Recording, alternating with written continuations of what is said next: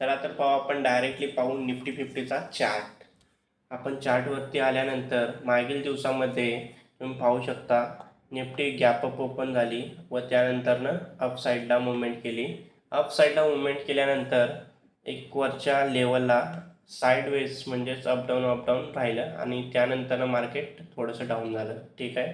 तर उद्या काय होईल ॲक्च्युअलमध्ये, उद्या काय होईल त्याच्या आधी तुम्हाला गोल्डचा चार्ट दाखवतो. गोल्डमध्ये ॲक्च्युअल तुम्ही पाहू शकता किती डाऊन झालेला आहे. आजच्या दिवसामध्ये डायरेक्ट डाऊन साईडला ओपन झालेलं होतं आणि तिथून डाऊन झालेलं आहे. ठीक आहे. त्यानंतर तुम्ही गिफ्ट निफ्टी पण पाहू शकता. गिफ्ट निफ्टीमध्ये सुद्धा किती क्रॅशेस आलेले आहेत ते पाहू शकता. यानुसार उद्या निफ्टी डाऊन साईडला म्हणजे पुट साईडला होणार आहे. व तुम्ही क्रूड ऑइल पण पाहू शकता. क्रूड ऑइलमध्ये कमीत कमी $300 अप साईडला झाले व तिथून पुढं वर गेलेलं आहे मार्केट, पाहू शकता. यामध्ये सुद्धा ज्यावेळेला क्रूड ऑइल अप होतं त्यावेळेला निफ्टी फिफ्टी 101% डाऊन ओपन होते आणि मार्केट डाऊन होतं. तर यामध्ये मी काही लेवल्स दिलेले आहेत, म्हणजेच चार्टवरती मी लेवल्स काढलेले आहेत, त्या तुम्ही मार्क करून घेऊ शकता. ठीक आहे ना.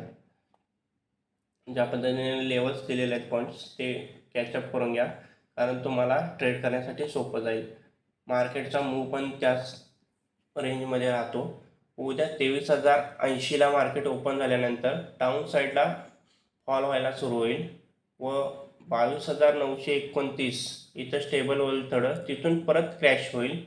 त्यानंतर 22,700 म्हणजे 22,800च्या आसपास येऊन रिव्हर्सल व्हायची शक्यता आहे.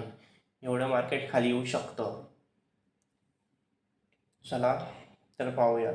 जर मार्केट 22,000च्या म्हणजे 23,000च्या वर ओपन झालं तर थोडंसं अप होईल, तिथून परत डाऊन साईडलाच रॅली व्हायला सुरू होईल. तर अशाच व्हिडिओसाठी आपल्या यूट्यूब चॅनलला सबस्क्राईब करा. Thank you so much.